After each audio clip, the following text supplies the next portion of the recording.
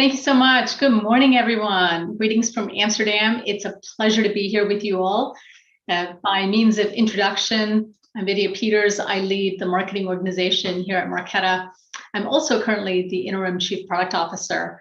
And prior to this, I led the revenue organization for a few months earlier this year before I helped take the company public on NASDAQ in June of this year. So very excited to be here with you all and share some of my learnings at Marqeta, but also some of the learnings I bring from my prior roles. Prior to Marqeta, I was the chief marketing officer at MuleSoft. I was there for a little over 4 years, helped take them public, and then helped them subsequently be acquired by Salesforce. So very excited to be with you here today at SaaStro, one of my favorite conferences, and share with you some of my learnings, my mistakes that I have learned along the way leading marketing so that you can take advantage of that and get to some of those results faster than I did. So the topic for today is why intent is the new lead. And let's dive right in. What do we mean by intent? Intent-based marketing, in my words, is engaging prospects before they actually have the decision to buy. So it's when they demonstrate the interest in your solution versus after they submit an inquiry to you or a sign up to you on your website. So the reason I bring this up is when I started my career in marketing, we always thought about marketing to prospects and really thinking about focusing on the entire experience of bringing them to your website and then optimizing that to sign up and then conversion from there on.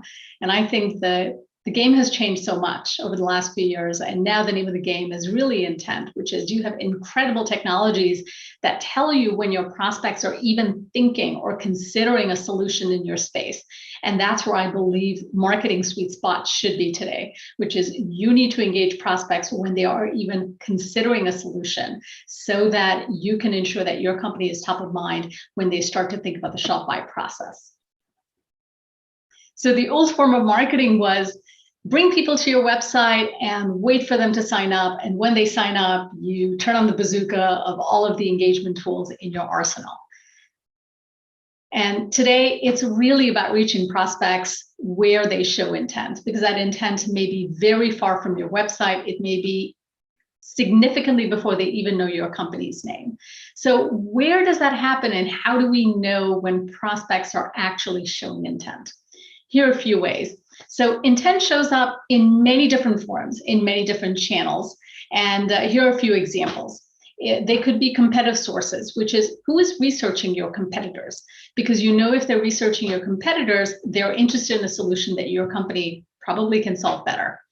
Who is dissatisfied with their current solution? So examples of this are who is currently facing a backlash because the competing product that they're using didn't work out. Maybe they're facing fines or regulations or issues, or perhaps they just tweeted their dissatisfaction with a competing product. That is a great indication of intent that they are ready to look for a new solution. Keywords. Who is researching keywords in your space? Who is actually searching into Google and talking about finding a solution for a problem that your product is the answer for? And are those search volumes spiking or declining? Bombora is a great tool that does this. It's actually a free tool for a basic set of keywords that you can go sign up for right now. I'm a huge fan of the tool. And what you can do is sign up for alerts that you get on a specific keywords for your industry. So for example, for Marqeta, I want to ensure that if certain companies are searching for card issuing and processing, that they show up on my radar. And then I get this email actually every Monday morning, and our team looks at these alerts and then looks at, wow, those are companies that are actually exhibiting an increase in intent for card issuing products. We need to be reaching out to them before they actually reach out to a competitor or make up their minds building an in-house solution when they really don't have to. Technographic. So you can look at who's owning competitive technologies. Are they hiring for roles with experience using that technology? You can see the jobs that are open on their website and really scan and do searches based on what are the skills that they're looking to hire for. Another source is, do they work with a partner that integrates with your technology that may be a great inroad into this prospect? And last but not least, social. It's all about the conversations your prospects are having in the public sphere. Have they been speaking about your solution space on social? Have they been publishing blog posts or speaking at events about problems that they're currently experiencing that you can take advantage of? Another great source, especially if your prospects are public companies, is to look at their earnings calls, reports, their 10Ks, their filings, and see if they're speaking about problems that your product is very well positioned to serve. That tends to be another great source of information to know if your prospect has the intent for the solution that your company offers. So that's great. You know now what intent data is, you know where to find it, but that is not enough. That is just the tip of the iceberg. It's so important to create an end-to-end strategy for the use of intent data, which is how do you intend to now engage with that prospect? How are you going to position your product, your platform better than the competing solutions will? How will you partner with sales to make that an effective engagement strategy? How will you know whether this is working? So what are the metrics? And I'm a big proponent of establishing metrics of measurement in advance of your marketing campaign. So what a lot of marketers make the mistake of doing is they launch their campaign, they say, hey, we're really going to go after intent-based data for prospects, and they wait for all of the results to come back in, and they package it up and say, okay, what are the metrics that come out of this data that tell the most favorable story of the campaign? Unfortunately, it may help you in the short term. It'll make your campaign look great, but it really doesn't help you in the long run when those numbers don't pay out. So I'm a big proponent of setting the metrics of success before you launch the campaign, and then measure the impact of whether your intent data tactics are really working. And then, of course, verifying the validity of those intent signals and insights you're getting, acting on those signals, in a very coordinated, multi-touch campaign across sales and marketing, and ensuring that you continue to refine those intent keywords. So, for example, I may think that card issuing and processing is a great intent keyword for my business, but as I look at the data, it may turn out that actually B2B payments is a better indicator, because I find that customers who are searching for that have a better product market fit for what I offer, for what Marqeta offers. So it's all about using the data to continue to refine your end-to-end strategy as it relates to intent data. And this engagement requires very close collaboration with the sales organization, with the revenue organization, because it's part sales and part customer success. And this is what the life cycle may look like. So you're probably sitting there and thinking, wow, this is great intent data. I know where to look for it. I know the metrics to put in place, and it's going to be a straight line to success. And the reality is it's going to be much more of an experience that has its peaks and valleys. You'll identify the intent. You may have some marketing outreach. So today we take all of our companies and then we feed them into marketing campaigns where we reach out to them via social or email. And then they may not pay off. You may get responses from some and not from others. So how do you ensure then that you take the next set of data, which is based on responses and engagement, and partner with your sales team for SDR outreach? Now, the SDR may get traction with some accounts, then the conversation may stall again. And you may brainstorm with sales to say, actually, let's bring some of these prospects into a webinar or an event. Perhaps we're going to be at SaaStr, and this is a great place to have a live conversation with them. And so constantly partnering with your sales team is critical, because it's no longer a case of passing the baton to the sales team. You don't go anymore, here's a lead, and I will see you later, I'm going back to fish for some more. It's really a game of soccer where you're going back and forth, and marketing's job is not done until the deal is closed, and it's still not done then, because then the question becomes, how do you expand those relationships, and how do you leverage those relationships to then open up new connections? So it's a constant flywheel between marketing and sales until you are hitting the ultimate growth goals of the company.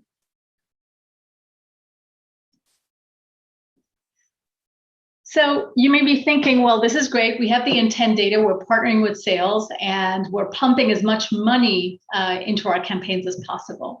So this is where I'm going to ask you to be cautious and slow down, because that's very much the old form of marketing. More spending, more campaigns, more headcount, it's more and more and more.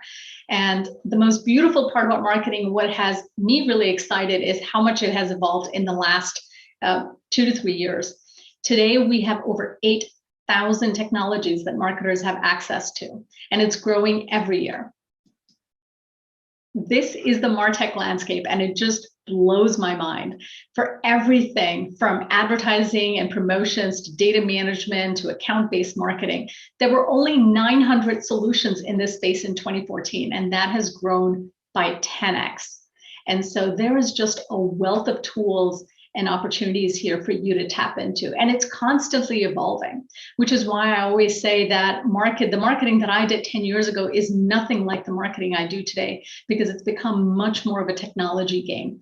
And keeping on top of the latest technologies is to your advantage, because you will have the advantage of all of the tools in your arsenal that help you be much more efficient with your dollars, much smarter with your campaigns, and at the end of the day, much more effective at reaching your prospects. In the past, there's been some curiosity because, there's 8,000 tools there. I've been asked this question of, well, what did you choose and where are you at Marqeta? And so I wanted to just share with you a snapshot of the marketing technology stack that we have built here at Marqeta. And we've built it all across the funnel, all the way from top of the funnel for brand awareness and to manage our PR, down to ABM, SEO, SEM, and all the way to event marketing and web tools, and built on the foundation of Salesforce and HubSpot. So this is a great cheat sheet. You don't have to worry about taking notes here. I believe Sastra will make these slides available to you.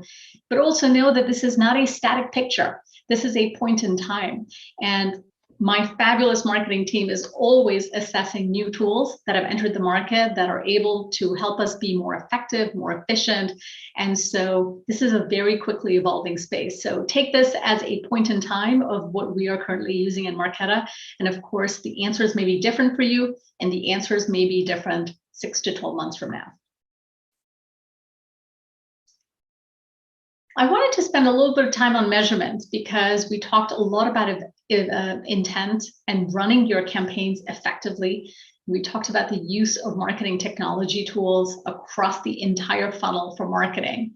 But none of this matters if you're not measuring the effectiveness of your work, because only when you measure will you be able to know whether your marketing is actually reaching those prospects and delivering bottom line impact for the business. And so I thought I'd share with you a little bit of my cheat sheet for metrics that we look at end to end, so that you can be as effective as possible with your intent-based marketing. So here at Marqeta, we measure all of our marketing tactics, right from top of the funnel to the bottom of the funnel, from PR and brand to web, demand gen, product marketing, developer marketing, and then of course, the efficiency of our marketing spend end to end. And the reason I particularly speak about marketing efficiency is because it's very easy to spend a ton of money on all of these and buy all the tools I can get, put all the dollars I can across every marketing campaign and win along every one of these metrics. But marketing efficiency keeps me honest at the end of the day and ensures that I'm getting the maximum return for every dollar I'm spending. So it's a great way to keep checks and balances within your own marketing funnel. So looking a little bit closely at what are the metrics within each one of these areas, here are the top 3 or 4 metrics I use in each functional area of marketing. And I'll double click into each one of these for a few minutes. So right for PR and brand, I start with looking at coverage in all of the media outlets. We look at total coverage, so how many mentions our company has received in that quarter or that year, and then the quality of that coverage. So what percentage of that was tier 1 business coverage? And by tier 1, we think of the Wall Street Journal or Fortune, or the outlets that are most relevant to you in your space. And we measure the quality of the coverage, which is, was it just a mention, or were we actually in the title or the subtitle or a prominent portion of that article? And what part of that was proactively secured? We want to ensure that we are also driving our own fate as it results in PR. We're driving the conversation. And so, coverage that is not proactively secured is fantastic, but we also want to drive it to the specific PR initiatives that we're leading. And we take all of that, which are those absolute numbers, and we measure share of voice. So we measure the coverage that we got relative to our competitors, And we also measure our coverage relative to peers. And peers are those companies at a similar size and stage as ours that we really admire and look up to and want to achieve their level of presence and leadership in the market. In addition to that, to measure brand, we measure the direct traffic to the homepage, the monthly unique traffic, and ensure that is growing at a much faster pace than our revenue. This is the tip of the spear in terms of leading indicator, and we want to ensure that our direct traffic is not trailing the business, but is leading the business. When we look at web KPIs, we start with traffic and the number of users and sessions and page views. And then we measure their engagement. Do they stay on our site or do they bounce? And when they stayed, how many pages did they engage with us on? And how much time did they spend per page? And ultimately, did they convert? Which is, did they share their information with us in return to read an asset or download information, or just want to speak to somebody and reach out to them to learn more about our platform? From a demand generation perspective, of course, we measure the marketing qualified leads. That's the most commonly used metric. In fact, most marketers believe that's the only metric that you should measure, but I believe that's just one among many. But MQL is, of course, very important. But then we also ensure that we measure what portion of our MQLs convert to either the sales accepted lead or sales qualified lead, whatever is appropriate in your funnel, and ensuring that we are also measuring the number of opportunities that we help mature. So how much of the pipeline did we help create? How much of the pipeline did we help influence? By ensuring that we're looking at opportunities end to end. Our job doesn't end when we just create the opportunity, but it continues all the way until the deal is closed. And then again, ensuring that we help expand those deals and help propagate new deals as a result of that through a great referral program. Product marketing KPIs. Now, many people think that product marketing is very difficult to measure, but product marketing is the engine for content creation, particularly our technical content. And it's great to see how that content is being downloaded and engaged with and how it's affecting pipeline. We also love to measure how our product marketing efforts are resulting in the adoption of new products, both in terms of number of customers on those products and also the revenue those products generate. And developer marketing KPIs, we measure that by how big our developer community is, the activity and engagement of those developers. Are they engaging in our forums, in our social events, in our virtual meetups, and ultimately the conversion of trials, if you have that for developers, or as we do in Marqeta, really ensuring that our developers are successfully able to launch new products in our sandbox. So here are my top 4 takeaways for the session. So I will leave you with, number 1, intent is the new lead. It's not about the lead form anymore. It's about capturing that customer when they exhibit the first intent, wherever that may be, wherever that channel may be. Second, engagement requires close collaboration with sales. It's a soccer game where you're going to go back and forth along the entirety of the lifeline of that opportunity until the deal closes, and after that, when the deal continues to expand and grow. Building a strong technology stack is essential to be effective today. It's not just about how big your marketing budget is, it's about how much further you can help your marketing budget go because of the smart technologies you're taking advantage of. And last but not least, how you effectively and objectively measure your marketing end-to-end so that you can have a true north of what is working and what's not, and can refine your marketing initiatives to best be in service to the business. So with that, I will stop sharing my screen and I am open to take questions. I have a couple of questions that have come in here. So the first question is, can you please repeat the name of the tool that sends alerts? It's Bambora, B-A-M-B-O-R-A. You can sign up for free for a certain number of words. It's also used by very strong ABM tools in the market. So Demandbase has Bambora already wrapped into it. Engagio has Bambora wrapped into it. And then you get access to more keywords that you can use as a part of it. But just go on Bambora.com and check it out. I'm a huge fan of them. I have no investment stake or anything. It's just been a wonderful tool that we have benefited from in marketing, and I'd love to see them succeed. What are some common mistakes you see startups make when building out a marketing technology stack for the first time? There are a few common mistakes I see. The first being that marketers tend to go for the oldest or the most established marketing technologies. And I caution you against this because the whole space is evolving so quickly that anything that was even built 10 years ago may be considered legacy technology now. There may be up and coming technology that is much smarter and is built on modern platforms that help you be much more nimble and get you much more real-time insights than some of the older technologies. So don't just pay attention to market share or how large they are, but really do your research on analyst ratings, coverage that you see for the technologies. Meet with as many vendors as you can. What I often like to do is, particularly for up and coming technologies, I ask for a short trial, a 15 or 30-day trial where we can play around with their product and actually see how it works. And that gives us better confidence in making that decision. So don't feel like you have to write a check for tens of thousands of dollars without actually trying out the tech first. So that's one common mistake. A second common mistake that I see is that people build their marketing technology stack and feel like their job is done. And they will just put it to the side and then go back and focus on their campaigns. Having a marketing technology stack is like having a living and breathing organism. You are changing, the company is changing, your needs are changing. And so it's so important that you are evaluating your tech stack on an annual basis, if not more often, and also assessing newer players as they're coming onto the market. And always ensuring that you are taking advantage of the latest and the greatest that's available in the market. So again, don't just rest and let it be, but keep your eye on the pulse of what else is available in the market and take advantage of it. And third is tying metrics to your technology stack. Very often people will invest in a technology stack and not really know how it's performing. So ensure that you have metrics tied to each one of your investments and you're asking the hard questions of, is this paying off at the level I expected it to in very objective terms? So those are a few common mistakes.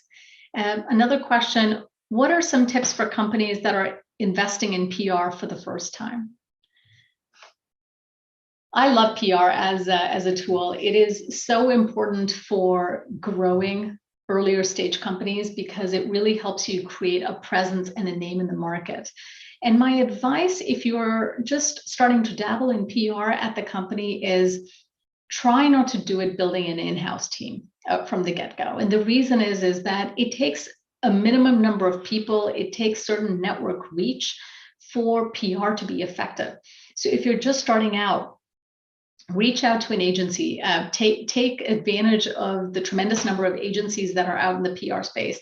Marqeta in our earlier days used Bospar communication. We really liked them in our early stages. Now we use ICR, huge fans of ICR for our more mature stage. And what I like about working with agencies is a few things. They have incredible network reach and access. That is very hard for you to hire and bring in-house with, say, one FTE. Now, at a later stage, when you build and scale your company to a much more mature stage, you may be able to build a PR team with, say, 3 or 4 PR members. And that's a great time to have it all in-house. But if you're just starting out in PR, partner with a great agency. They bring you access. They also bring you opportunities that you may not have access to, where the PR agency may be having conversations with the networks on a set of different topics, but actually find an opportunity that your company is better suited for. That's very hard to find when you're doing it all in-house. And last but not least, of course, they've seen the breadth of use cases. They have the breadth of experience so they can advise you. The one caution I will say is do not outsource all of your PR to the agency. So I've also seen companies make this mistake where they go, well, that's great. Agencies are wonderful and they will run my PR strategy for me. And they simply won't. You need to own your PR strategy. You need to be very clear on what you're looking to achieve. Nobody understands your company and your platform better than you. And so you need to be in the driver's seat, asking the agency to help execute on that strategy and vision and holding them accountable to those outcomes. That's an important part. So the work is not outsourced, it's a partnership. And I think that's what people often forget when they start to work with a PR agency. So work with an agency, but don't forget your responsibility in that partnership. It's the only way it can be successful. Any thoughts on how website marketing will evolve in the next 5 years?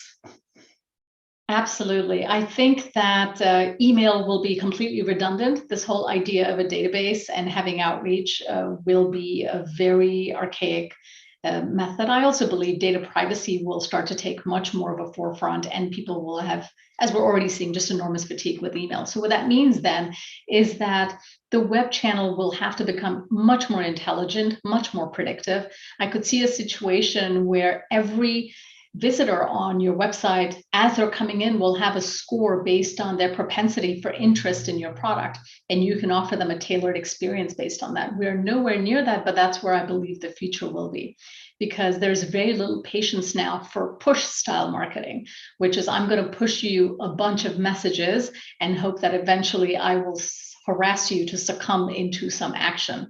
And I really believe we'll move to a pull form of marketing where you arrive on the website and I'm able to serve you a tailored experience that then entices you to become, to want to learn more and become interested in what I have to offer. And so the marketing technology landscape here continues to evolve. It's grown by 10x in 6 years, and I think there's more to come there. There will be some level of consolidation, but we'll continue to see much more innovative products as it relates to web marketing. How do you see measurement to better align marketing with sales? This is a very important area because I think that the relationship between marketing and sales is very well due for an overhaul. And I think a lot of marketers make the mistake of having a marketing strategy and starting with that. And I believe the work starts with a go-to-market strategy that marketing and sales write together, which is, who are you going after in the market? What is the best way to reach them? And how do you partner together across sales and marketing to make that happen? And so it's much more of a closely aligned partnership. And once you have that aligned go-to-market strategy, I'm a big believer in shared metrics, which is it's not marketing metrics and sales metrics. It's one set of metrics that you both are accountable for. And you may have different leading indicators that ladder up to those.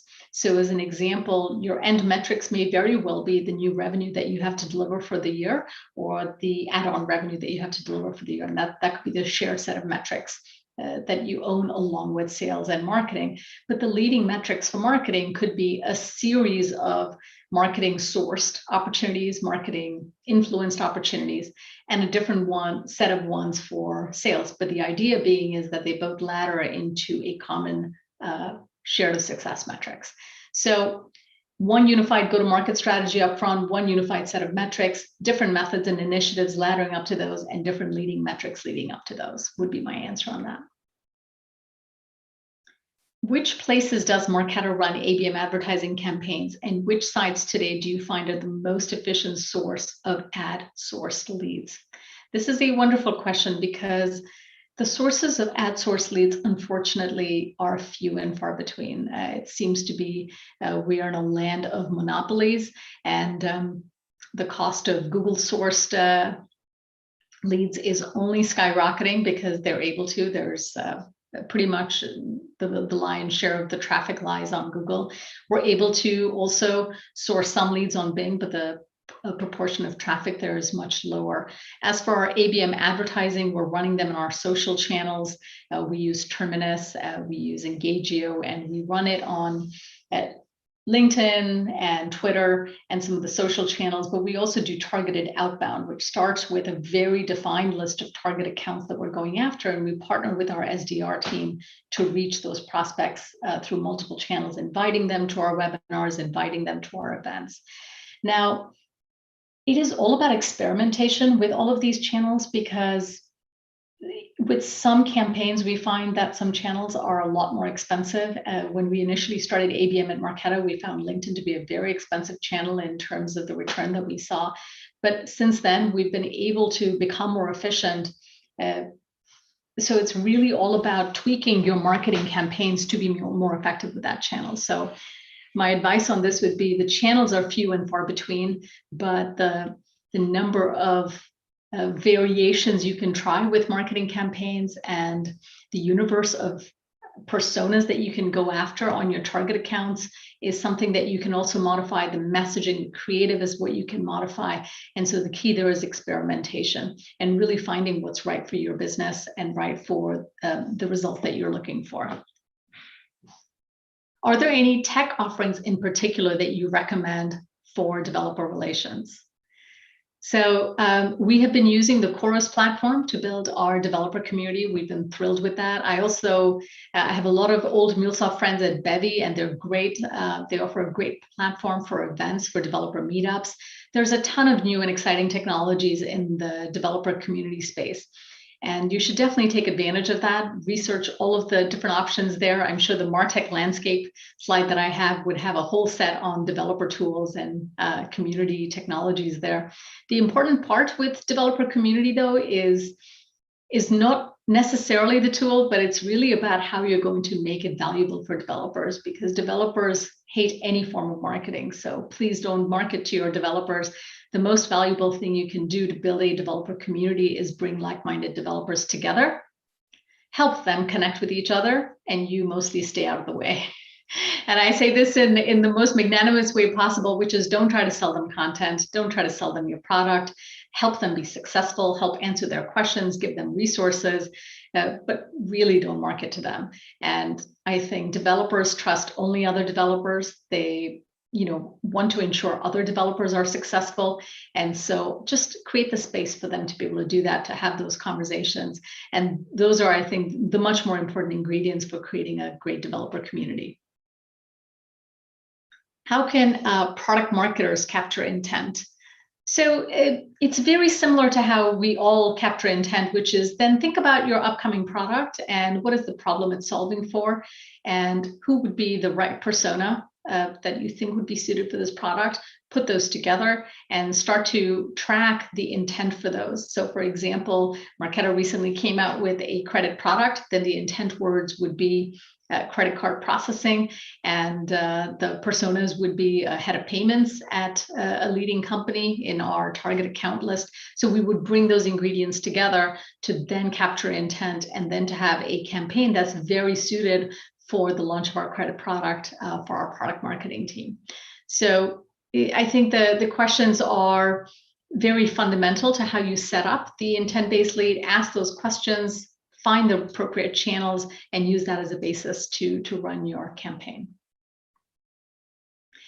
Is PR the top 3 priorities for an early stage startup company?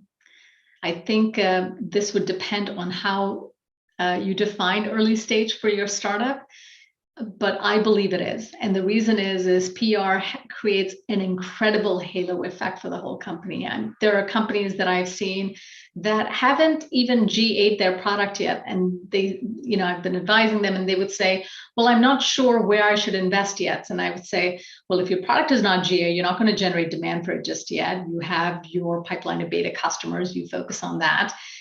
It's not really about product marketing, because that's much further in the funnel. So then my advice would be, at that early stage, really invest in PR, because the beauty of PR is that it helps you with recruiting, it helps you with fundraising, and it helps you with creating awareness with prospects in the market. So it helps with multiple forms of brand awareness, and it's definitely one of the top levers I would recommend for an early stage company. Now, the caveat I would say is that if you're so early stage that you're seed level, please don't invest in PR. It tends to be expensive. And at the seed stage, you're still trying to determine who your product is for, what the product does. So at that point, I would invest all your dollars really in the product and development aspect of the business. What should we be considering when deploying intent signal data for EU-based accounts, given privacy regulations in the market? This is an excellent question. And one of the ways we've tried to do it is to use information that's in the public sphere. So if you go back and refer to my slide on where you can capture intent, there are many sources that are still in the public sphere and available to you to capture intent. So one of them is in social channels. It could be in the PR of the company themselves. It could be in their earnings reports, in their 10K filings. Those are great ways to capture intent. Also, you may still be able to access databases where you can capture which companies are using your competitor offerings. I believe, I live in Amsterdam, and I still get a ton of outreach of companies selling, databases of customers who are using competing solutions. So that may still be a good source of information for you to figure out, the intent data in Europe with the new privacy laws. Any tips for a new hire auditing a company's current marketing landscape? Let me read that question again. Any tips for a new hire auditing a company's current marketing landscape? I'm not sure I fully follow that question. So if you wouldn't mind asking that in more detail, I will be happy to answer it. Are you curious about, are you trying to understand the marketing technology landscape of your company? Or if you could just elaborate, I'd be happy to answer that. The next question is from Ashish. One of the top pressing things for us is around getting attention of C-level executives, especially in context of too many companies trying to reach out to these same executives. I think this is so important because C-level engagement is almost the gold mine that everyone is trying to reach, and they have probably the smallest attention focus, if you can imagine. I will speak personally, since I'm now leading product and marketing. My first hour on a Monday morning is spent clearing my inbox because I get at least 100 emails from various technology providers, various solution providers trying to get my interest. And the truth is, it's just too much. I cannot process that many inbound interest emails. So my ask would be this, is that people overestimate the decision-making power of a C-level executive. And here's why. Because when we talk about decision-making for, say, marketing technologies in the organization, the way I approach is I lay out the problem for my team. I say, here's the issue I'm seeing. For example, we have a ton of content on our website, but it's not getting consumed. What is the issue here, and what technology can help us address this? It's so important for me that my directs are able to mobilize, to be able to understand the landscape in that area, to answer that question, come with recommendations that they and the team are super excited about. I think it's a very outdated view that we believe that C-level executives wake up every morning, assess every technology, write the check, and hand it over to their team. It dies on the vine. It's almost maybe an outdated form of leadership, I believe, where I'm never going to saddle my team with a technology that they're personally not excited about, that they don't believe is going to deliver success for their domain, for the part of the business that they own.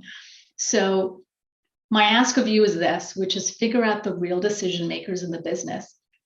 I bet they're not always the C-level executive. They are a key influencer. They may be the people signing on the check at the end, so they are important to engage.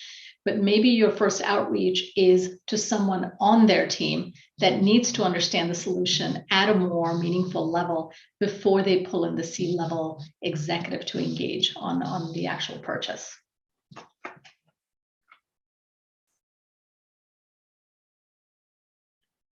How do you stay up to date on all the new Martech products coming out? This is a really good question because I get there's so much and it's changing so quickly.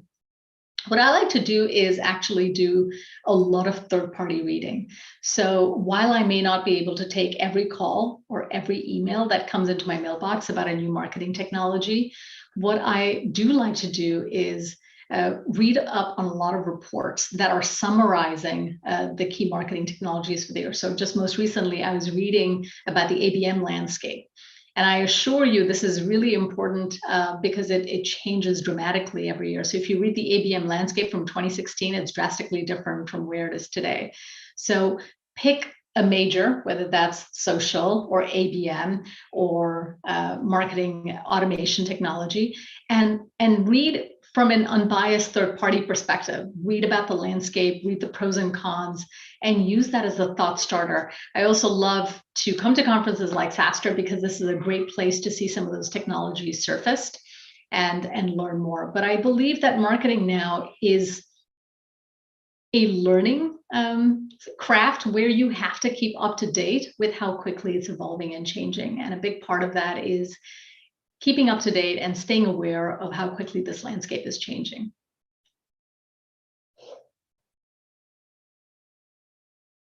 Any tips for hiring marketing operations roles?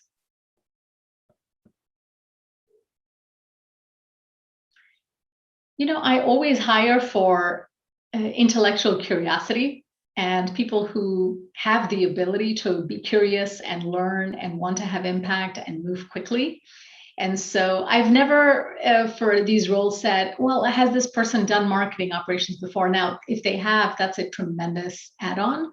But think about it, if marketing operations has grown by 10x in the last 5 or 6 years, you can imagine having 10 years of experience in marketing operations is less relevant than maybe some of the attributes that you need for someone to be successful in this role. And so I'm most interested in someone who wakes up every morning, is curious about technology, partners really well with the sales organization, is very numbers driven, has an innate curiosity to make things better, to be operationally more efficient.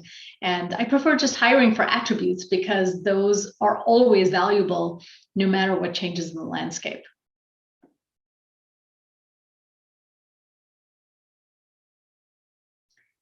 And I believe that may bring us to the end of the questions. So last call, if there is anything more. All right, well, it's been such a pleasure to be here with you all. Thanks for taking the time to chat with me today. And I hope you have a fantastic SaaStr, definitely one of my favorite conferences. And here's to a great week. Thanks, everyone.